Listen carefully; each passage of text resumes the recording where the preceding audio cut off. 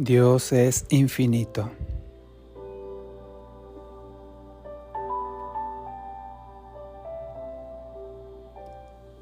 Cuando Dios creó al hombre, como dice Génesis 1:26, lo hizo a su imagen y semejanza.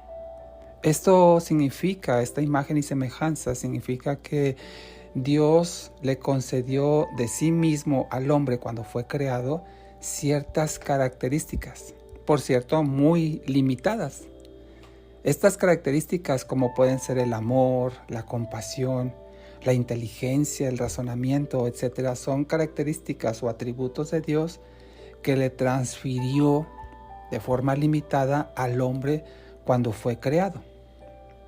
Esto se le conoce como atributos comunicables o transferibles en forma limitada de Dios al hombre. Sin embargo, hay otros atributos que no le fueron transferidos al hombre cuando fue creado a imagen y semejanza de Dios, y estos otros atributos se le conoce como atributos no comunicables, es decir, atributos que son exclusivos de Dios. Ni los mismos ángeles los poseen. Por supuesto, el hombre no los tiene ni en la más mínima medida. Y este tipo de atributos exclusivos de Dios pues nos resultan más difíciles de entender porque no tenemos una semejanza de ellos en nosotros y no tenemos la capacidad para comprenderlos en su total plenitud. Uno de estos atributos exclusivos de Dios, no comunicable, es que Él es infinito. Infinito es quien no tiene ningún límite. No se puede medir, no tiene principio, no tiene fin. Y por supuesto que el único infinito es Dios. Significa entonces que Dios es ilimitado en sí mismo, en su persona, pero también lo es en autoridad. Él no tiene límites en su poder. Él no tiene limitaciones ni escasez en recursos, en capacidad, etc. Así como Dios es infinito, entonces también son sus atributos. Sus perfecciones son infinitas, no se van a agotar, no van a cambiar. De ello nos dice la Biblia, por ejemplo, en la primera carta a los Corintios, capítulo 13, verso 8, que el amor, se refiere al amor de Dios, la esencia de Dios, nunca dejará de ser. Lamentaciones, capítulo 3, versículo 22, nos dice que las misericordias de Dios jamás terminan. También en los Salmos, el 119, verso 142, nos dice que la justicia de Dios es justicia eterna. Y así como estos, todos los atributos de Dios son infinitos. Un sinónimo de infinito puede ser incontenible, es decir, algo que no se puede contener. Algo que no se puede detener, no se puede reprimir. Y de hecho, el universo mismo no puede contener a Dios. Al contrario, el universo está contenido en Dios, porque Dios es el único infinito y creador del universo. Es más, si el universo fuera infinito, sería igual a Dios, porque el único infinito es Dios. Pero nada de lo creado puede ser igual o superior a Dios. Entonces, si estamos entendiendo bien esto, podemos comprender que el universo tiene límites.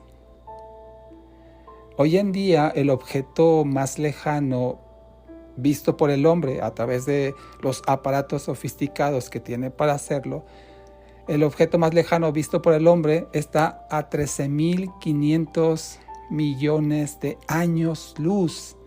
Es decir, la distancia que la luz que viaja a 300,000 kilómetros por segundo, la distancia que cubriría la luz en 13,500 millones de años. Eso es algo increíblemente grande.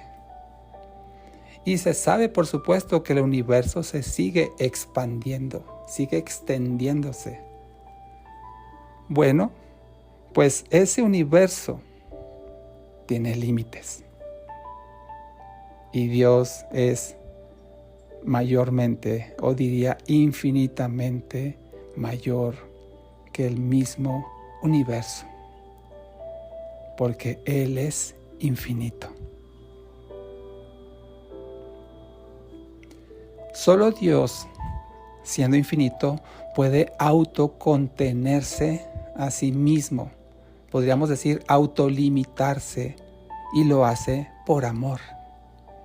Por ello, Salomón, cuando dedicó el templo que le edificó a Dios, se admiró de esta. Dice Salomón en primer libro de Reyes, capítulo 8, versículo 27, lo siguiente: pero ¿es verdad que Dios ha de habitar sobre la tierra? He aquí los cielos, y los cielos de los cielos no te pueden contener. ¿Cuánto menos este templo que he edificado? Salomón comprendió que Dios era incontenible, ilimitable. Sin embargo, Dios se puede autocontener, autolimitar por amor a la humanidad.